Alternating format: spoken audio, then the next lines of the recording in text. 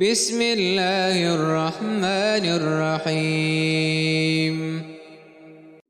قال رب اشرح لي صدري ويسر لي أمري واحلل عقدة من لساني يفقه قولي الحمد للہ رب العالمین والعاقبۃ للمتقین والصلاة والسلام علی سید الانبیاء والمرسلین نبینا محمد وعلی آلہ واصحابہ اجمعین۔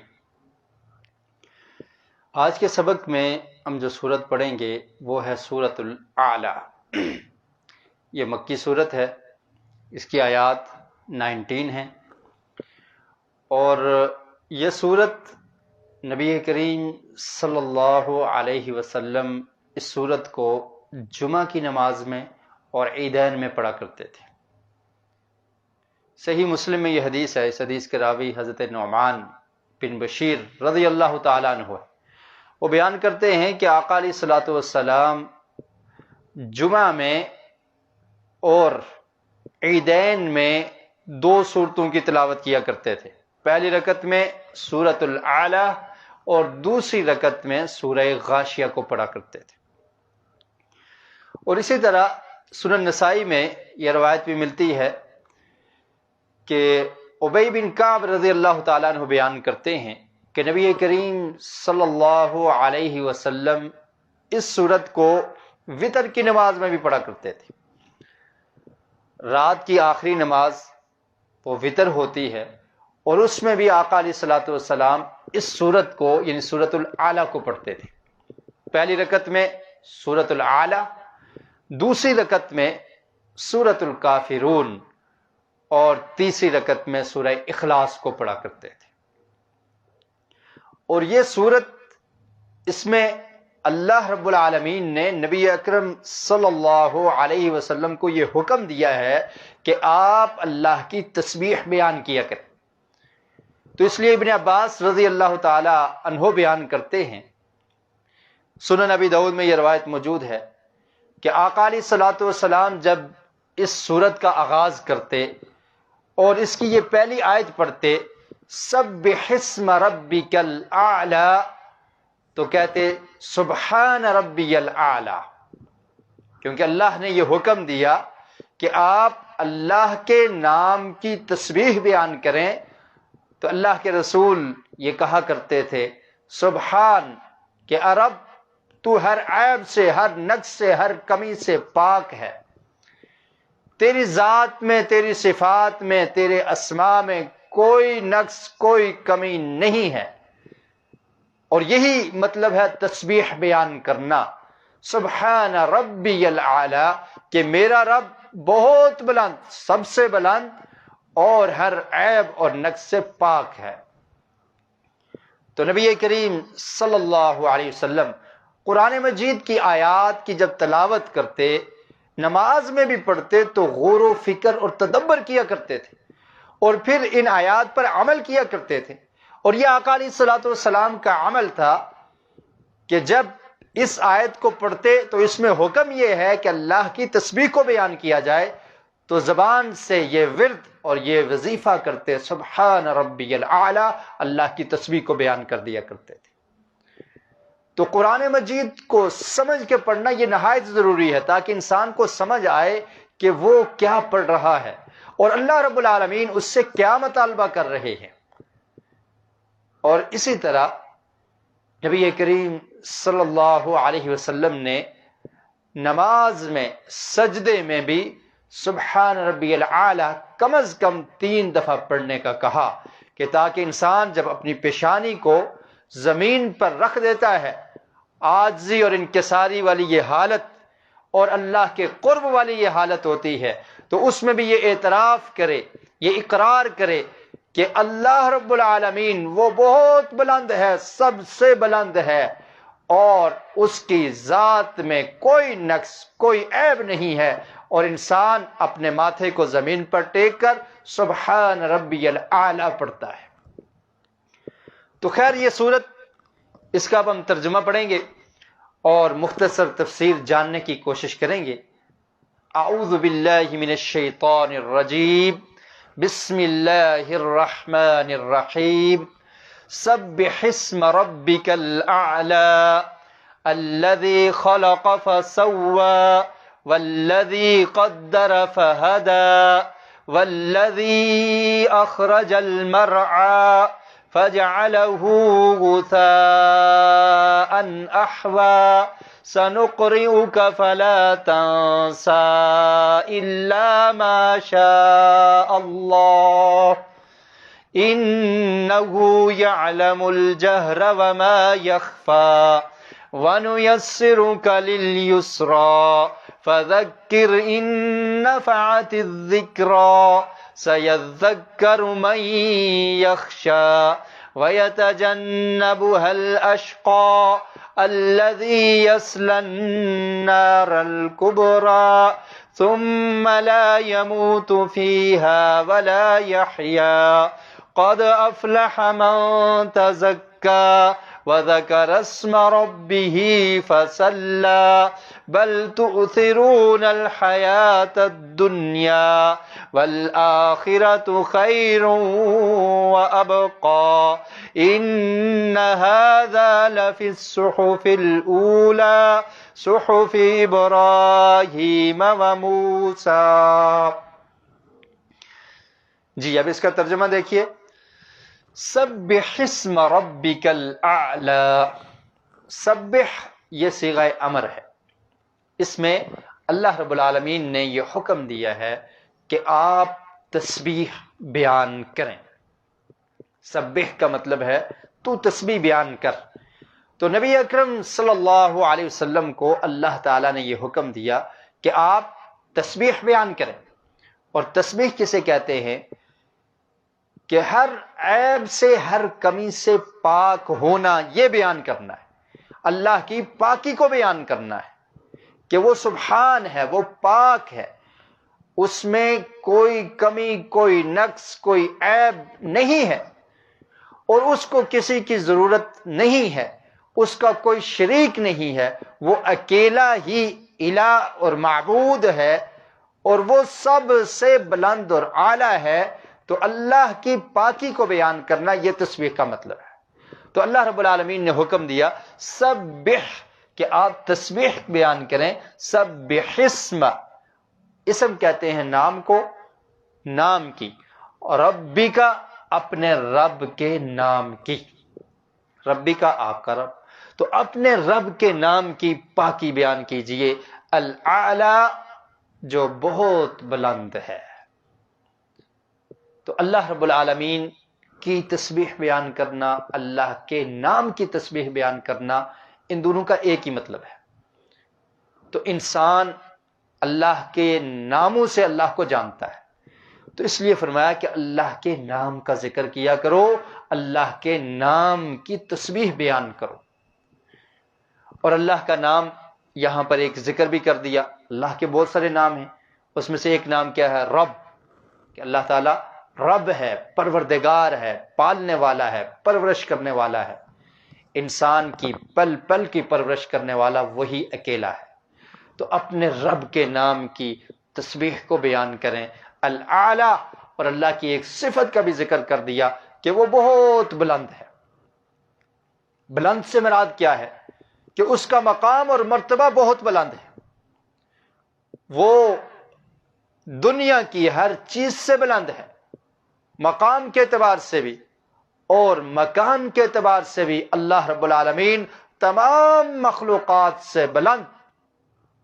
ساتوں آسمانوں کے اوپر اللہ رب العالمین کا عرش، اور اللہ تعالیٰ عرش پر مستوی ہے۔ قرآن مجید میں اللہ رب العالمین نے ارشاد فرمایا الرحمن علی العرش استوى، کہ اللہ تعالیٰ اپنے عرش پر مستوی ہے۔ اس کی کیفیت کیا ہے اس کا علم ہمیں نہیں، ہم اس کے بارے میں نہیں جانتے، لیکن اللہ رب العالمین نے اپنے بارے میں جو ذکر کر دیا اس پر ایمان رکھنا، یقین رکھنا یہ ضروری ہے۔ تو علو وہ اعلیٰ ہے، بلند ہے، اور اسی طرح وہ قاہر اور غالب ہے، اس کے اوپر کسی کا حکم نہیں چلتا، اس کا حکم سب کے اوپر چلتا ہے۔ قرآن مجید میں اللہ نے فرمایا وَهُوَ الْقَاهِرُ فَوْقَ عِبَادِهِ، وہ اپنے تمام بندوں پر غالب ہے، مقام مرتبے کے اعتبار سے، حکم کے اعتبار سے اور مکان کے اعتبار سے بھی وہ اعلیٰ اور بلند ہے، علو، اور اس کی یہ صفت ہے الاعلیٰ کہ وہ اللہ تعالیٰ بلند ہے، عرش پر مستوی ہے، اور عرش تمام مخلوقات سے اعلیٰ اور بلند ہے۔ تو اللہ کے نام کی تسبیح کرنا، اس میں سب سے بڑی چیز یہ ہے کہ اللہ کا کوئی شریک نہیں، اس سے اس کو پاک سمجھنا، اس کا اقرار کرنا اور اس کی تسبیح کرتے رہنا، تاکہ جو لوگ باطل عقیدہ رکھتے ہیں، جنہوں نے اللہ کے ساتھ کسی کو شریک کر رکھا ہے، وہ بھی یہ سن لیں کہ اللہ کا کوئی شریک نہیں، اور شریک وہی بناتا ہے جس کو کوئی حاجت اور ضرورت ہو۔ کوئی انسان اکیلا کوئی کام نہ کر سکے تو وہ اپنے پارٹنر کی مدد لیتا ہے، اور اپنے ساتھ کسی کو پارٹنر بنا لیتا ہے، کوئی بزنس پارٹنر بناتا ہے، کوئی کسی اور کام کے لیے وہ اکیلا نہیں کر سکتا تو ساتھ اس کو ضرورت ہوتی ہے تو وہ پارٹنر بنا لیتا ہے، شریک بنا لیتا ہے۔ لیکن رب العالمین کسی کا محتاج نہیں، لم یلد ولم یولد ولم یکن لہ کفوا احد، اور اس سے پہلے فرمایا قل هو اللہ احد اللہ الصمد، وہ بے نیاز ہے، وہ کسی کا محتاج نہیں، دنیا والے سب اس کے محتاج ہیں، تو لہٰذا وہ شرک سے پاک ہے، شریک سے پاک ہے۔ اللہ کی ذات کو اس کے ناموں میں کسی کو شریک کرنا یہ بھی درست نہیں، اس کی صفات میں شریک کرنا یہ بھی درست نہیں، اس کی ذات میں شریک کرنا یہ بھی درست نہیں، اس کی عبادت میں کسی کو شریک کرنا، الوہیت میں، ربوبیت میں، یہ بھی درست نہیں ہے۔ وہ اکیلا ہی ہے اور وہ سب سے بلند ہے، تو اس کا ذکر اور اس کا تذکرہ کرنے کا اللہ رب العالمین نے حکم دیا، اور اسی لیے یہ کلمہ بڑا اہمیت کا حامل کلمہ ہے، جس میں اللہ کی تسبیح بیان کی جاتی ہے۔ سبحان اللہ، یہ کلمہ بہت فضیلت والا ہے، اللہ کے رسول نے فرمایا کہ یہ میزان کو بر دینے والا ہے۔ سبحان اللہ، انسان کیا کہتا ہے کہ اللہ تعالیٰ ہر نقص، ہر عیب، ہر کمی سے پاک ہے، اس کا کوئی شریک نہیں، تو یہ حکم دیا کہ اللہ کے نام کا چرچا کرو، اس کی تسبیح کو بیان کرو، اور پھر اس کے نام کو جب ذکر کیا جائے، وہ اعلیٰ اور بلند ہے، تو اس کے برابر کسی کو نہ سمجھا جائے۔ اگر کوئی ایسے نام ہیں جس میں مخلوق بھی شریک ہے، جیسے اللہ کا نام ہے السمیع، البصیر، کریم، رحیم، تو اگر یہ نام مخلوق پر بھی بولے جاتے ہیں، لیکن ان پر اس طرح سے بولنا جس طرح اللہ کے لیے یہ نام بولے جاتے ہیں، یہ درست نہیں ہے۔ اللہ کے لیے جب یہ نام بولے جائیں تو اس قدر محبت، ایمان اور تعظیم اور توقیر کے ساتھ ان کا ذکر کیا جائے کہ اس میں کسی نقص اور کسی عیب اور کسی کمی کا ذرا بر شبہ بھی نہ پایا جائے۔ اور پھر اللہ رب العالمین کے نام کی استہزاء کرنا یہ بھی درست نہیں ہے، مذاق اڑانا، استہزاء کرنا، اس سے بھی اللہ تعالیٰ پاک ہے، اور یہ پاکی بیان کرنی ہے کہ اللہ رب العالمین، جو لوگ اللہ کے بارے میں استہزاء، مذاق کا رویہ اختیار کرتے ہیں، تو یہ حکم دیا گیا کہ اللہ کی پاکی بیان کی جائے۔ اس کی ذات کے بارے میں استہزاء کرنا، مذاق کرنا یہ درست نہیں ہے، اور اس کے نام کی بے حرمتی کرنا، گستاخی کرنا یہ بھی درست نہیں ہے۔ اس کے نام کی قدر کی جائے گی۔ تو یہ تمام معنی اس سے مراد ہیں کہ اللہ رب العالمین کی تسبیح کو، پاکی کو بیان کیا جائے۔ ربک الاعلی، اپنے رب کے نام کی تسبیح کو بیان کیجئے جو بہت اعلیٰ ہے، بہت بلند ہے۔ الذی خلق فسوا، الذی وہ جو، جس نے خلق پیدا کیا، فسوا اور پھر درست پیدا کیا۔ اللہ رب العالمین نے تمام مخلوقات کو پیدا کیا، وہ خالق ہے، وہ پیدا کرنے والے ہیں، تو اس لیے ذکر کر دیا الذی خلق، کہ وہ ذات جس نے پیدا کیا۔ کس کو پیدا کیا اس کا ذکر کرنے کی ضرورت نہیں ہے، کہ تمام مخلوقات کا خالق وہی اکیلا اللہ ہے، اس نے پیدا کیا، فسوا اور درست بنایا۔ یعنی بے ڈھنگا نہیں بنایا، متوازن معتدل، اور جس طرح سے بنانے کا حق تھا ایسے بنا دیا۔ جس کو اللہ رب العالمین نے بنایا اس کو اتنے خوبصورت انداز سے بنایا کہ اس سے بہتر، اس سے خوبصورت کوئی اور بنا نہیں سکتا۔ انسان اپنا جسم دیکھ لے، اللہ رب العالمین نے کیسے اس کے اعضاء کو درست بنایا اور فٹ کیا کہ کوئی اور اس سے بہتر نہیں بنا سکتا۔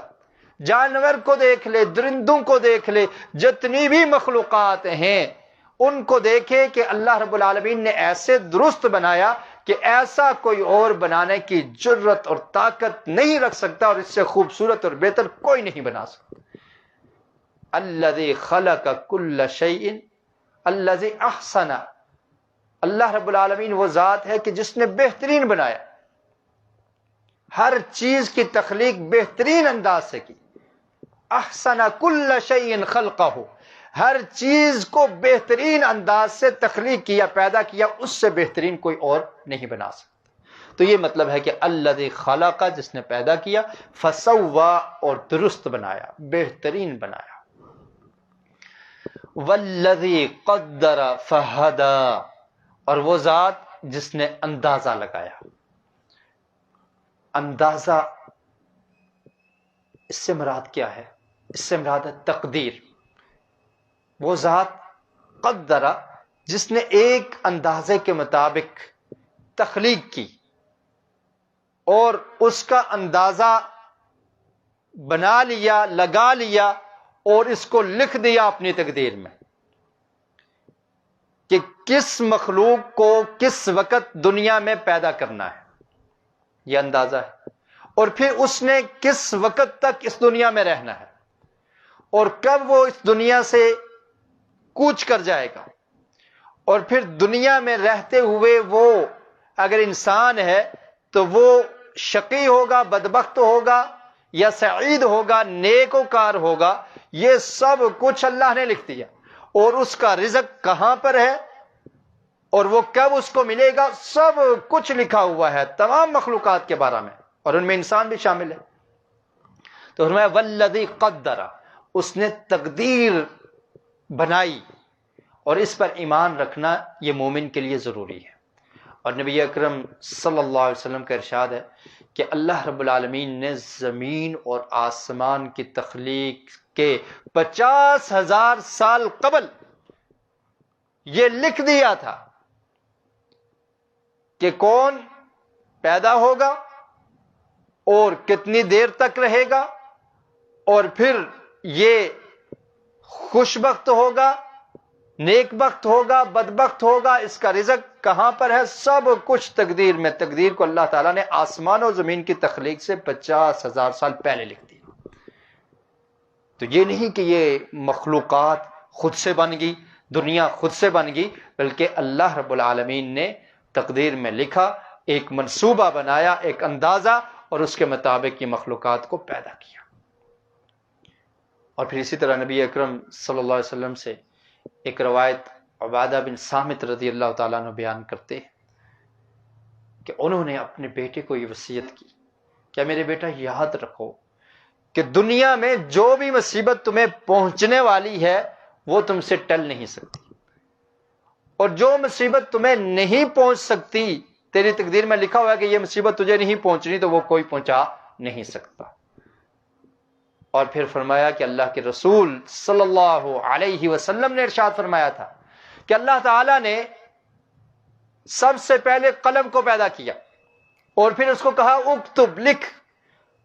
قلم نے کہا کہ میں کیا لکھوں؟ تو فرمایا کہ لکھ ہر وہ چیز جو قیامت تک ہونے والی ہے، اور پھر یہ تمام چیزیں لکھی جا چکی ہیں۔ انسان کا دنیا میں آنا، کس وقت یہ آئے گا، دنیا میں کتنی دیر رہے گا، اور پھر اس کا رزق کس جگہ پر ہے، کہاں سے اس کو ملے گا، اور کب اس نے اس دنیا کو چھوڑ جانا ہے، یہ سب کچھ اللہ نے تقدیر میں لکھ دیا پہلے سے۔ اور اسی طرح پھر یہ انسان ہدایت پر ہوگا یا ہدایت پر نہیں ہوگا، یہ انکار کرنے والا ہوگا یا فرما بردار ہوگا، یہ بھی اللہ تعالیٰ نے لکھ دیا ہے اپنی مشیت سے۔ اپنے اندازے سے، اور اس کو تقدیر کہا جاتا ہے۔ کسی انسان کے بارے میں اللہ نے لکھ دیا کہ یہ نیک کام کرے گا، کسی کے بارے میں لکھ دیا کہ یہ برے کام کرے گا، اللہ کے حکم سے، اور اللہ نے تقدیر میں یہ لکھ رکھا ہے اور اللہ کو معلوم ہے، لیکن انسان کو اختیار دیا ہے، اس کو پابند نہیں کیا کہ تم چاہو تو نیکی کے راستے کو اختیار کر لو اور چاہو تو برے راستے کو اختیار کر لو۔ اور انبیاء علیہ السلام کو بھی بھیج دیا کہ تاکہ وہ انسانوں کی رہنمائی کریں، ان کو راہ راست بتا دیں، لیکن اس کے باوجود سختی نہیں کی کہ وہ انبیاء سب کو پکڑ کر زبردستی ایک ہی راستے پر لگا دیں۔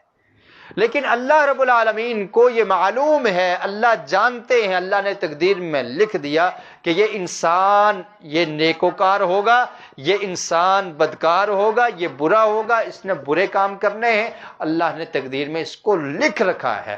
انسان کو مجبور نہیں کیا، اس کے لیے راستے کھول دیے، لیکن اللہ کے علم میں یہ موجود ہے کہ یہ اس راستے پر چلے گا، اللہ تعالیٰ جانتے ہیں۔ اب کوئی یہ سوال کرے کہ اللہ نے اس کے بارے میں لکھا کہ یہ نیک عمل کرے گا، اس کے بارے میں لکھا کہ یہ نیک عمل نہیں کرے گا، تو ایسا کیوں ہے؟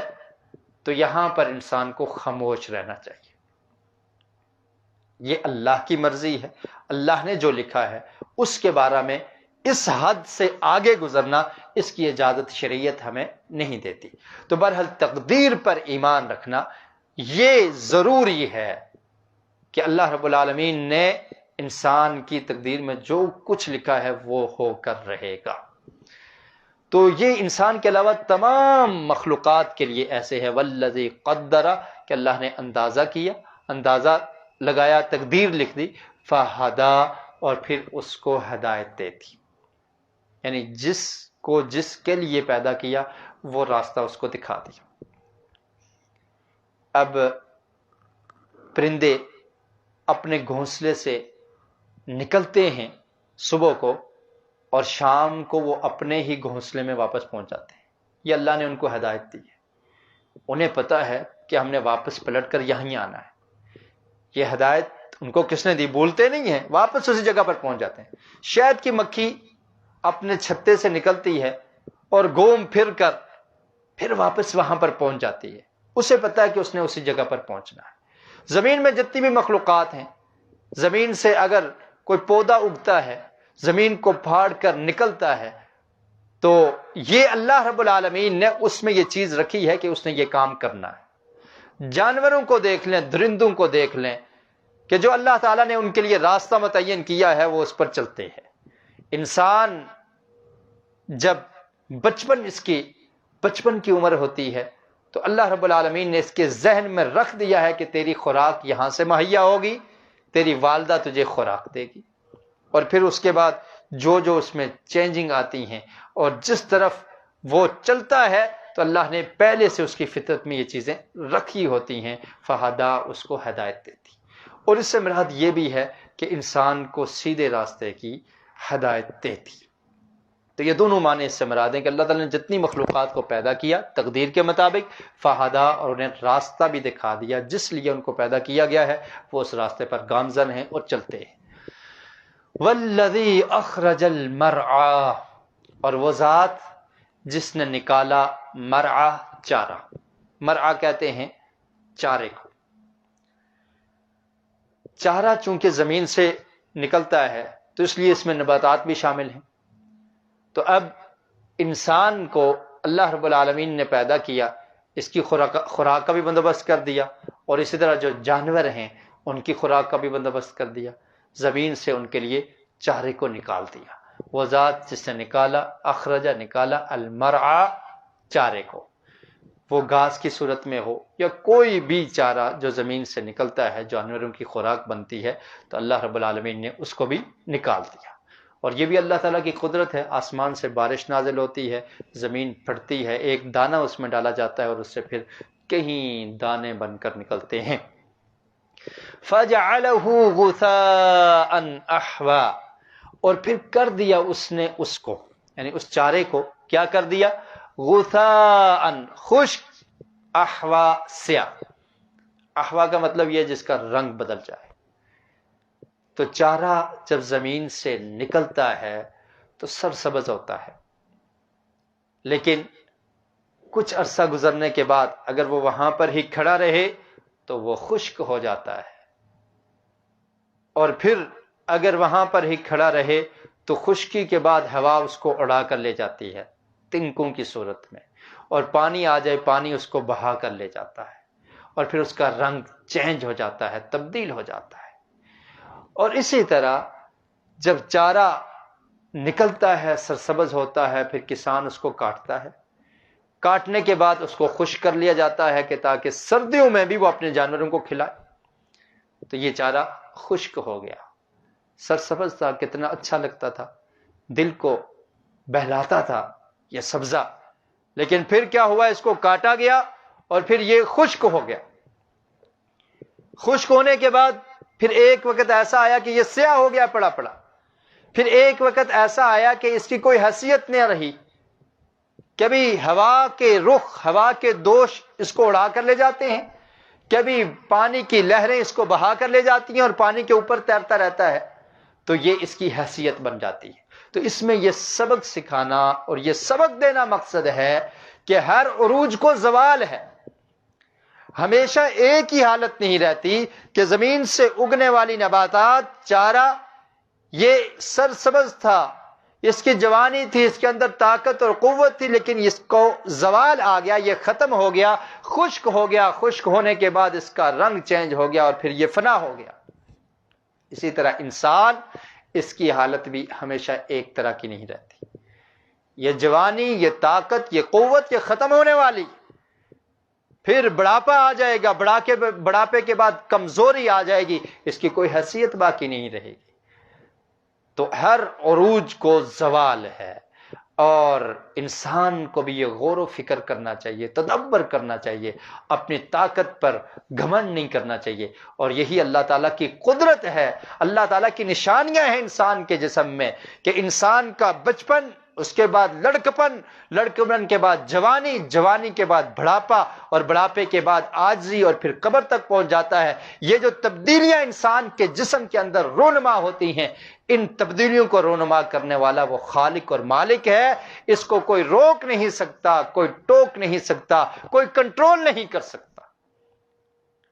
تو اپنے رب کا شکر ادا کرنا چاہیے، اور اگر طاقت اور قوت ہے، یہ ہمیشہ رہنے والی نہیں ہے، جیسے چارے کو اللہ نے اگایا اور اس کے بعد وہ خشک بھی ہو گیا، سیاہ بھی ہو گیا، وہ فنا بھی ہو گیا، تو انسان بھی جس کو اللہ نے پانی کے ایک قطرے سے پیدا کیا اور پھر یہ ایک طاقتور انسان بن گیا، تو یہ طاقت ختم ہونے والی ہے، یہ طاقت ماند پڑ جائے گی، اور پھر یہ انسان بھی عاجز ہو جائے گا، اور یہ پھر اپنے جسم کو اس طرح سے طاقتور بھی نہیں بنا سکے گا، اور اس کا جسم بھی ڈھیلا اور پھر نکارا، اور پھر اس طرح سے ایک دن آئے گا کہ یہ فنا ہو جائے گا۔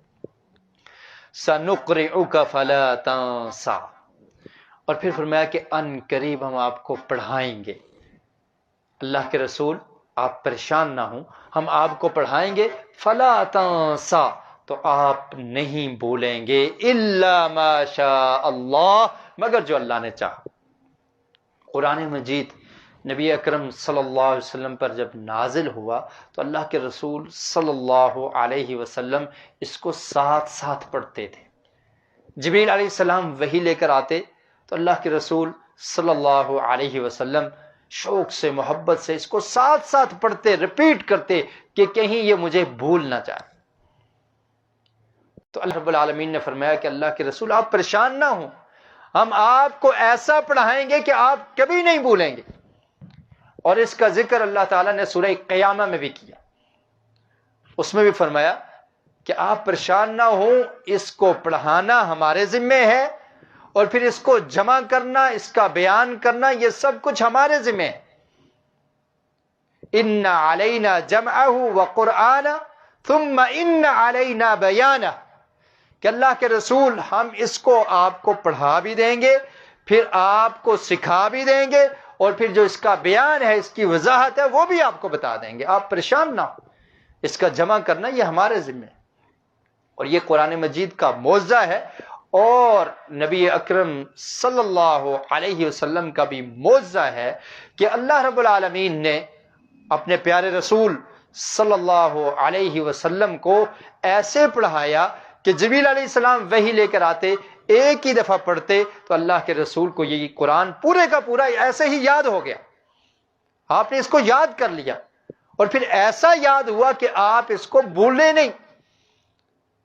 اس طرح سے اللہ تعالیٰ نے یاد کروا دیا. اور یہ قرآن مجید کی حفاظت.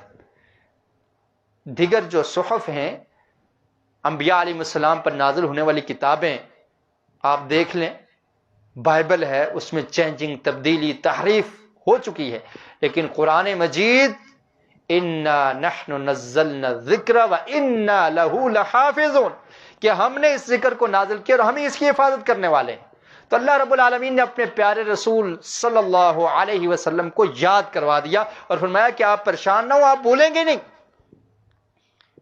اور پھر اللہ کے رسول نے یہ قرآن صحابہ کرام کو یاد کروا دیا. صحابہ کرام نے اپنی اولادوں کو اور تابعین کو اور اس کے بعد آنے والوں نے اپنے بعد آنے والوں کو یاد کروایا. اور یہ قرآن مجید جو آسمان سے نازل ہوا، جبریل علیہ السلام لے کر آئے، نبی اکرم صلی اللہ علیہ وسلم کے قلب اطہر تک پہنچا. اللہ کے رسول نے اس کو اپنے سینے میں محفوظ کر لیا، یاد کر لیا، اور پھر صحابہ کرام نے اس کو یاد کیا، صحابہ کرام کے بعد تابعین نے، اور آج تک مسلمانوں کے سینے میں یہ قرآن مجید محفوظ ہے. کوئی ایک حرف بھی تبدیلی نہیں ہو سکتی. فرمایا کہ آپ پریشان نہ ہو، سنقرئک کا، ہم آپ کو پڑھائیں گے، فلا تنسا، تو آپ نہیں بھولیں گے، الا ما شاء اللہ، مگر جو اللہ نے چاہا. اگر جو اللہ چاہے بلانا تو وہ آپ کو بلا دیا جائے گا. اور یہ قرآن مجید میں نسخ کی ایک صورت ہے. قرآن مجید میں بعض آیات ایسی ہیں کہ جن کا حکم منسوخ ہے، لیکن وہ آیات قرآن مجید میں درج ہے تاکہ لوگ اس کو پڑھیں اور اس کے پڑھنے پر لوگوں کو ثواب ملتا رہے. یہ ایک صورت ہے نسخ کی. اور ایک صورت یہ ہے کہ اللہ رب العالمین نے جس آیت کو منسوخ کیا تو اس آیت کو اللہ کے رسول کو بلا دیا، اس حکم کو اٹھا لیا، تو نہ وہ آیت موجود ہے اور نہ ہی وہ حکم موجود ہے. تو اللہ تعالیٰ نے فرمایا الا ما شاء اللہ، مگر جو ہم چاہیں گے تو وہ آپ کو بلا دیں گے. اور سورہ بقرہ میں اللہ رب العالمین نے ارشاد فرمایا ما ننسخ من آیت او ننسیها نأتی بخیر منها او مثلها. فرمایا جو بھی ہم منسوخ کرتے ہیں، او ننسیها، یا ہم بلاتے ہیں اس کو، تو اس سے بہتر یا اس جیسی آیت ہم آپ پر نازل کر دیتے ہیں، آپ کو اس سے بہتر دے دیتے یا اس جیسی دے دیتے ہیں. تو یہ اللہ رب العالمین نے فرمایا کہ جو ہم چاہیں تو وہ بول سکتا ہے، ورنہ اس کے علاوہ ہم آپ کو ایسا پڑھائیں گے کہ آپ کبھی بھولیں گے نہیں. انہ یعلم الجہر وما یخفا، بے شک وہ رب العالمین یعلم، جانتا ہے، الجہر ظاہری بات کو، وما یخفا، اور جو وہ چھپاتا ہے. جو چھپی ہوئی بات ہے، خفی بات ہے، اس کو بھی جانتا ہے، اور جو ظاہر بات ہے اس کو بھی جانتا ہے. یعلم، جانتا ہے، الجہر ظاہر کو، وما یخفا، اور جو چھپاتا ہے، چھپائی جاتی ہے، جو مخفی بات ہے، جو مخفی ہے اس کو بھی جانتا ہے، پوشیدہ ہے اس کو بھی جانتا ہے. اور اللہ رب العالمین اس قدر جانتا ہے کہ انسان کے دل کے اندر جو بات ہے، جس کو اس نے ابھی اپنی زبان پر لایا ہی نہیں، اس کو بھی جانتا ہے. علیم بذات الصدور، سینے کے اندر جو خیال پیدا ہوتے ہیں اللہ تعالیٰ اس کو بھی جانتا ہے. اور یہ اللہ تعالیٰ کی شان ہے.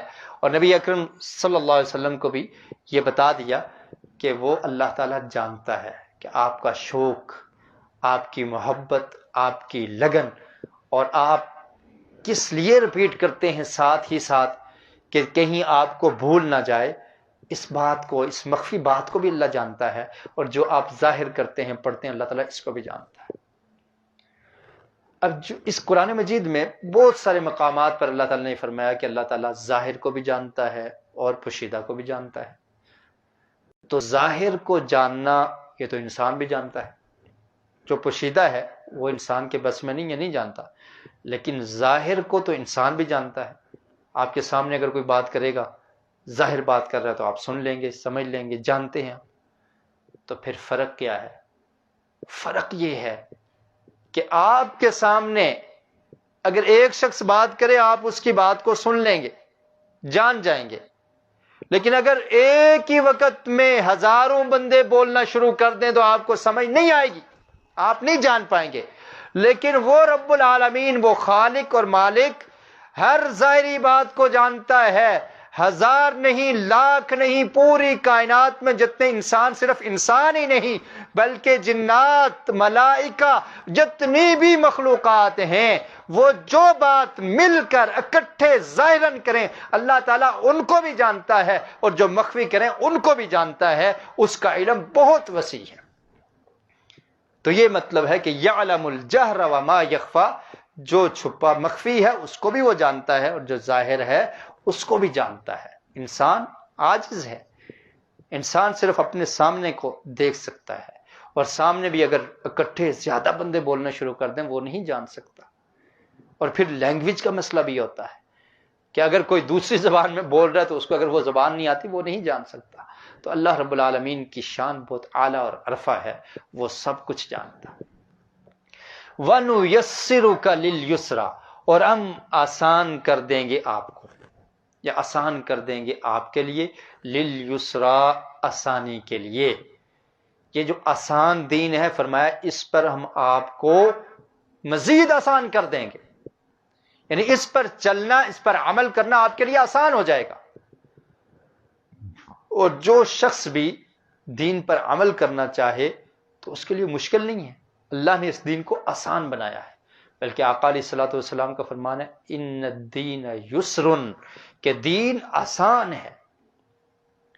اور پھر فرمایا کہ تم لوگوں کو خوشخبریاں سنایا کرو، ان کو متنفر نہیں کیا کرو، سددوا وقاربوا، اور ان کو قریب کرنے کی کوشش کیا کرو، کہ ایسے اعمال بتائے جائیں کہ جو وہ طاقت رکھتے ہیں کرنے کی۔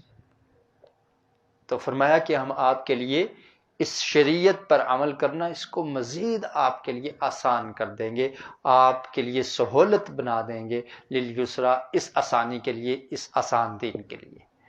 اور اللہ تعالیٰ نے قرآن مجید میں بھی فرمایا وَلَقَدْ يَسَّرْنَا الْقُرْآنَ لِلذِّكْرِ فَهَلْ مِن مُدَّكِرٍ، کہ البتہ تحقیق ہم نے آسان کر دیا ہے قرآن کو نصیحت حاصل کرنے کے لیے۔ تو یہ آسان ہے، فرمایا ہم اس کو اور آسان کر دیں گے، کہ دین آسان ہے، اور جو اس پر چلنا چاہے گا اس کے لیے ہم آسانی والا راستہ مہیا کر دیں۔ فَذَكِّرْ إِن نَفَعَتِ الذِّكْرَى، فذکر، تو آپ سمجھائیں، آپ نصیحت کریں، تو آپ نصیحت کریں، ان نفعت الذکرى، کہ اگر نصیحت فائدہ دے۔ مطلب کیا ہے کہ آپ نصیحت کریں اگر نصیحت فائدہ دے، یعنی جس وقت نصیحت کرنے کا فائدہ ہو تو اس وقت نصیحت کی جائے، موقع محل کا خیال کیا جائے، کہ لوگ سننے والے ہیں، لوگ سننے کے لیے تیار ہیں، تو ان کو پھر خوب نصیحت کی جائے۔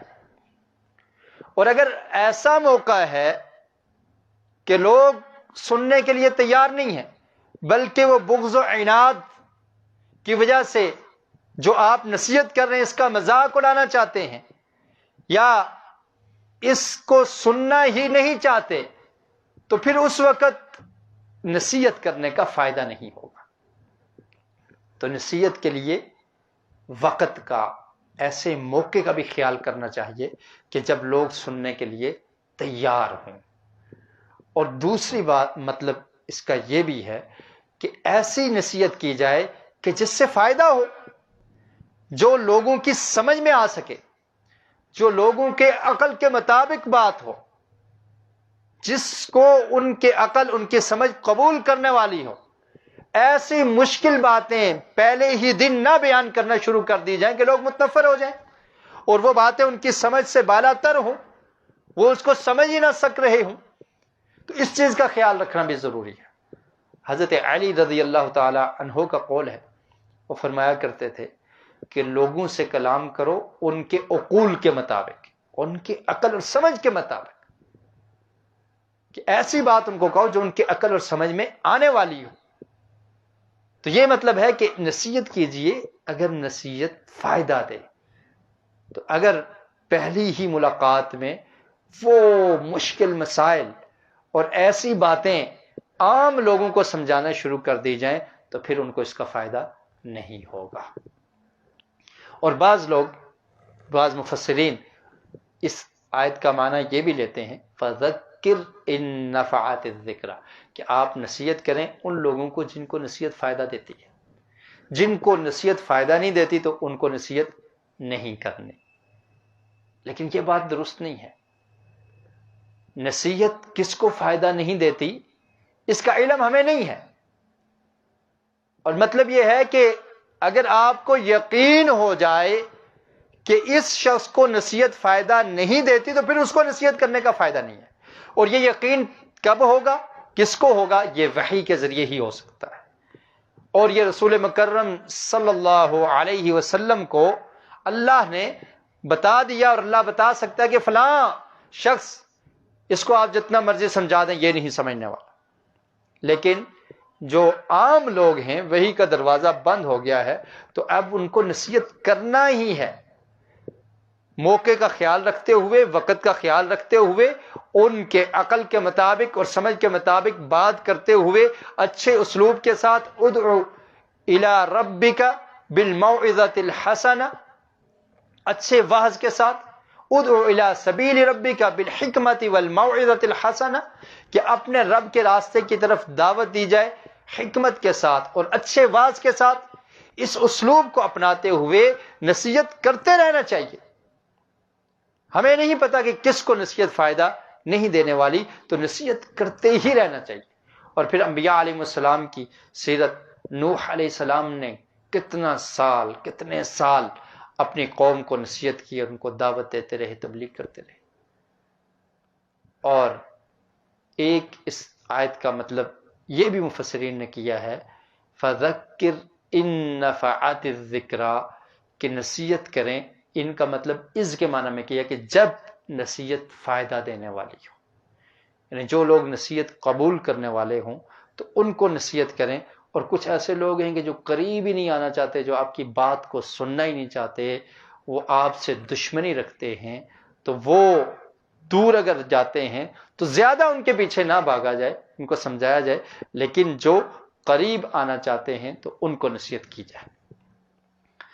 بہرحال نصیحت کو ہمیشہ جاری رکھنا چاہیے، کیونکہ انسان نہیں جانتا کہ کس وقت کس کو آپ کی نصیحت سمجھ آ جائے اور اس کی زندگی بدل جائے اور وہ راہ راست پر آ جائے. تو اس لیے فذکر ان نفعت الذکر.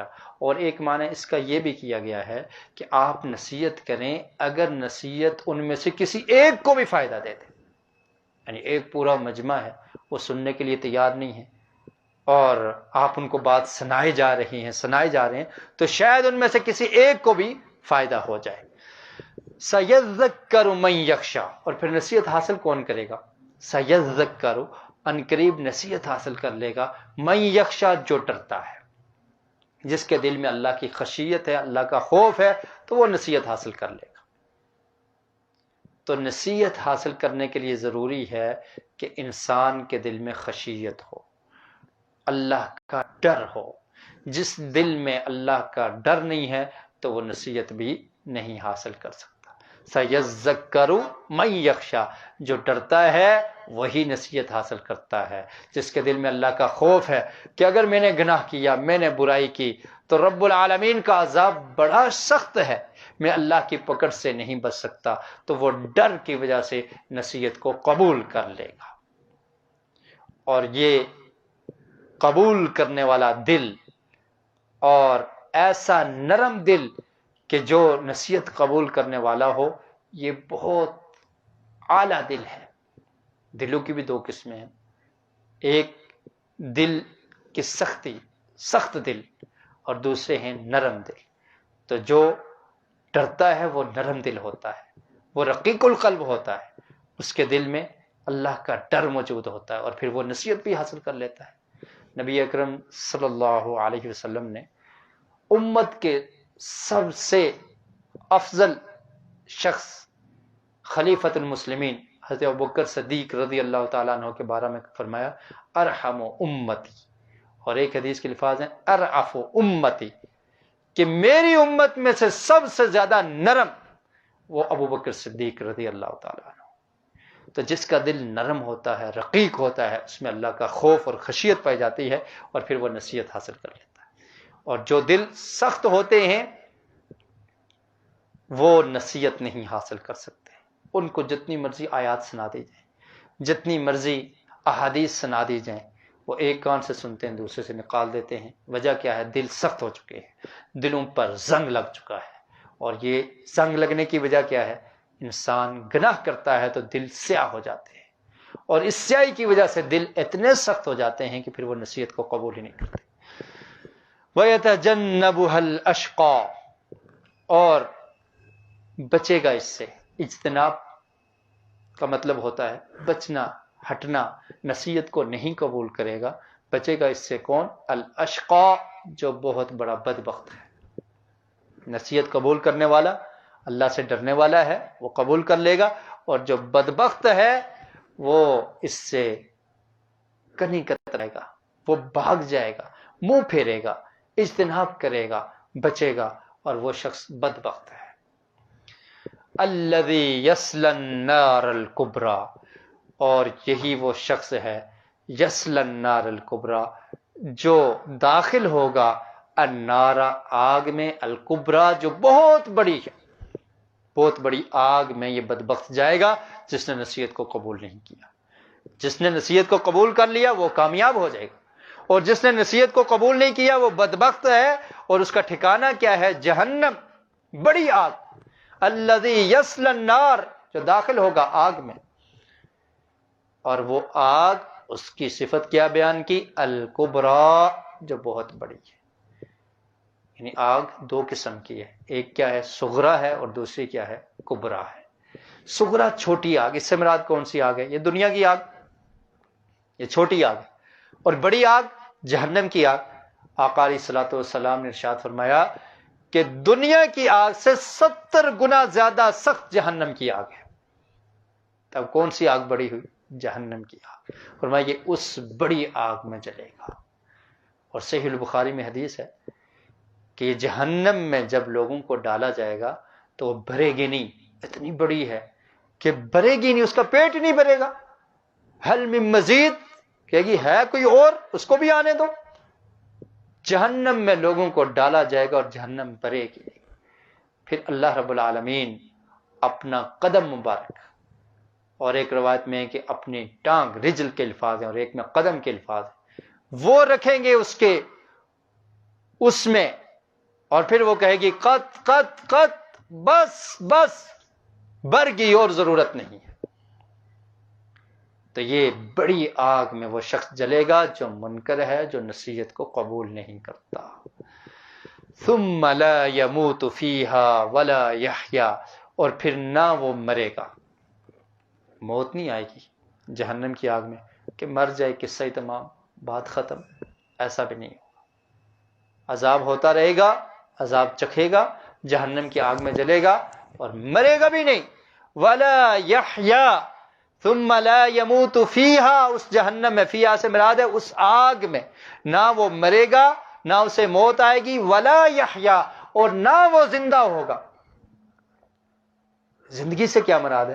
یعنی اس کو اچھی زندگی نہیں میسر ہوگی، اچھی حیات، اچھی زندگی جسے وہ انجوائے کر سکے اور اچھی طرح سے زندگی گزارے۔ یہ تکالیف، آگ، مصیبت اس میں جلے گا، اور نہ ہی موت آئے گی کہ یہ سزا ختم ہو جائے، اور نہ ہی کوئی خوشگوار زندگی اس کو میسر ہو۔ آسانی والی زندگی بھی نہیں ہوگی، بڑی مشکل میں وہ زندگی گزارے گا۔ تو یہ مطلب ہے قد افلح من تزکا، تحقیق کامیاب ہو گیا۔ اب قیامت کے دن کامیاب ہونا مستقبل کی بات ہے، لیکن ماضی کا صیغہ استعمال کیا کہ یہ ہو چکا ہے۔ قد بھی تحقیق کے لیے، یقیناً افلح، کامیاب ہو چکا وہ شخص، من تزکا، جس نے پاک کر لیا، جس نے اپنے نفس کو پاک کر لیا، وہ کامیاب ہو چکا ہے۔ اور کامیابی کیا ہے؟ آخرت کی کامیابی کیا ہے؟ فمن زحزح عن النار وادخل الجنۃ فقد فاز، کہ جس کو جنت کا داخلہ مل جائے اور جہنم سے اس کو بچا لیا جائے، آگ سے بچ گیا تو وہ کامیاب ہے۔ تو فرمایا کہ ایسا شخص جس نے نصیحت کو قبول کیا، قد افلح، یقیناً وہ کامیاب ہو گیا، من تزکا، جس نے پاک کر لیا، نصیحت قبول کر کے اپنے نفس کا تزکیہ کر لیا، شرک سے پاک کر لیا، بدعات سے پاک کر لیا، نافرمانیوں سے پاک کر لیا، گناہوں سے اپنی جان کو پاک کر لیا، فرمایا وہ کامیاب ہو گیا۔ وَذَكَرَ اسْمَ رَبِّهِ، اور اس نے ذکر کیا اپنے رب کے نام کا، اپنے رب کے نام کے ذکر میں مشغول رہا۔ اور یہ اللہ کے نام کا ذکر کرنا یہ ایک عبادت ہے، اور ذکر میں مشغول رہنا یہ ایک مومن کی شان ہے۔ اور جو شخص دل کو نرم کرنا چاہتا ہے اس کے لیے یہ ایک بہترین علاج ہے کہ وہ اللہ کے ذکر میں مشغول رہے۔ جب انسان اللہ کے ذکر میں مشغول رہتا ہے دل میں نرمی پیدا ہوتی ہے، دل میں سختی ختم ہو جاتی ہے، اور پھر گناہوں کو چھوڑنا آسان ہو جاتا ہے، اور انسان نصیحت کو قبول کرنے والا بن جاتا ہے۔ اور اگر وہ دنیا کی باتیں، دنیا کی دہن، دنیا کی لگن، دنیا کی باتیں ہمیشہ انہی کاموں میں مشغول رہے تو پھر دل میں سختی پیدا ہو جاتی ہے۔ تو فرمایا کہ اس نے کیا کیا؟ اپنے نفس کو پاک کیا اور اپنے رب کا ذکر کرتا رہے۔ اور پھر آپ دیکھیے کہ ذکر کس قدر زیادہ ہے مومن کی زندگی میں۔ نبی کریم صلی اللہ علیہ وسلم کے متعلق حضرت عائشہ رضی اللہ تعالیٰ عنہ بیان کرتی ہیں، یذکر کل احیانہ، ہمیشہ اللہ کا ذکر کرتے رہتے تھے۔ اور پھر مومن کو دیکھیں، کھانے سے پہلے اللہ کا ذکر، پہلے بھول گیا درمیان میں اللہ کا ذکر، آخر میں اللہ کا ذکر، سوتے ہوئے اللہ کا ذکر، اور پھر اگر رات کو جاگ آ جائے اس وقت بھی اللہ کا ذکر، اگر سو کے اٹھتا ہے پھر بھی اللہ کا ذکر، ٹائلٹ میں جانے سے پہلے اللہ کا ذکر، باہر نکلتا ہے اللہ کا ذکر، وضو شروع کرتا ہے اللہ کا ذکر، وضو ختم کرتا ہے اللہ کا ذکر، بلکہ دنیا کے ہر کام کرنے سے پہلے بسم اللہ کو پڑھنا، اچھا کام کرنے سے پہلے اللہ کا ذکر ہے۔ یعنی پوری کی پوری زندگی، سفر کے لیے نکلتا ہے سفر کی دعا اللہ کا ذکر، گھر میں داخل ہوتا ہے اللہ کا ذکر، گھر سے نکلتا ہے اللہ کا ذکر کر کے، یعنی اس کی پوری زندگی اپنے رب کے ذکر کے میں مشغول رہتی ہے۔ تو میں وہ کیا کرتا ہے؟ اس نے اپنے آپ کو پاک کر لیا، اپنے آپ کو گویا کہ اس نے اللہ کے لیے وقف کر رکھا ہے۔ وَذَكَرَ اسْمَ رَبِّهِ، اور اپنے رب کے نام کا ذکر کرتا ہے، فَصَلَّى، اور نماز پڑھتا ہے۔ یہ نہیں ہے کہ صرف زبان سے تو اقرار کرتا ہے، عملی صورت کوئی بھی پیش نہیں کرتا۔ اللہ کا ذکر، استغفر اللہ، اللہ اکبر، اللہ بہت بڑا ہے، سبحان اللہ وبحمدہ، سبحان اللہ العظیم، پوری تسبیحات پڑھ جاتا ہے، 100 دفعہ، ہزار دفعہ نماز کا حکم ہو تو نماز نہیں پڑھتا۔ تو یہ صرف زبان سے اقرار کافی نہیں، بلکہ اس کی دلیل کے طور پہ اپنے بدن کو بھی پیش کرنا ہے، اور نماز کے لیے وہ کھڑا ہو جاتا ہے، 5 وقت نماز پڑھتا ہے۔ میں یہ کامیاب ہے جس نے اپنے آپ کو پاک کر لیا، اپنے رب کو یاد کرتا رہتا ہے، فصلی، اور نماز پڑھتا ہے۔ بل تؤثرون الحیات الدنیا، اور فرمایا کہ بلکہ تؤثرون، تم ترجیح دیتے ہو، تم پریفر کرتے ہو، الحیات الدنیا، دنیا کی زندگی کو، کہ تم دنیا کے کام کاج میں مشغول رہتے ہو، اس لیے تمہیں دین کے لیے فرصت نہیں ملتی، اللہ کے ذکر کی فرصت نہیں ہے، نماز کی فرصت نہیں ہے، عبادت کرنے کا ٹائم نہیں ہے۔ وجہ کیا ہے؟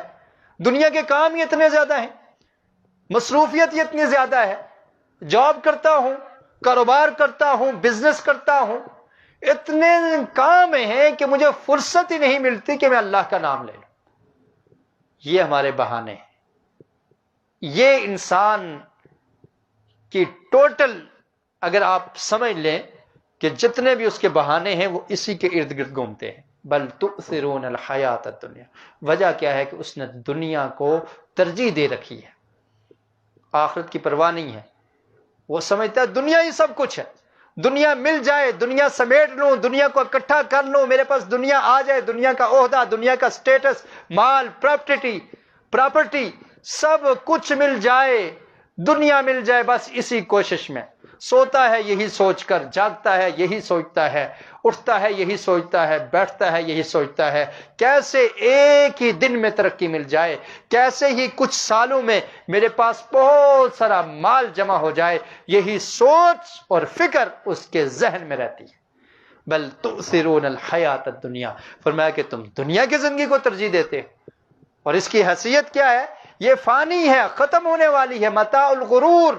قرآن مجید میں اللہ نے فرمایا یہ دھوکے کا سامان ہے، آج اگر تم ختم ہوگے تو یہ دنیا تمہارے ساتھ نہیں جانے والی، یہ دنیا تمہیں چھوڑ جائے گی، تم چھوڑو نہ چھوڑو اس کو، یہ دنیا تمہیں چھوڑ جائے گی، تم چھوڑنے کے لیے تیار نہیں ہو لیکن یہ دنیا تمہیں چھوڑ دے گی۔ بھائی یہ دنیا کی زندگی ہے۔ بل تؤثرون الحیات الدنیا، اس لیے تم اللہ کے ذکر سے غافل ہو، اس لیے نماز کو نہیں پڑھتے، اس لیے عبادت کا وقت نہیں ملتا کہ تم نے دنیا کو ترجیح دے رکھی ہے۔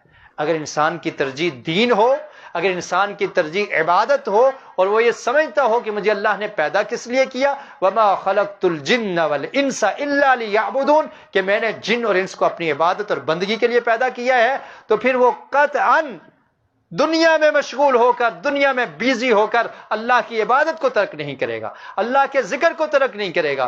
وہ سمجھ جائے گا یہ تو فانی چیز ہے، یہ تو مجھ سے جدا ہونے ہی والی ہے، یہ تو مجھے اتنی ہی ملے گی جتنی میرے مقدر میں ہے، تو میں اس کے پیچھے کیوں گھوم رہا ہوں؟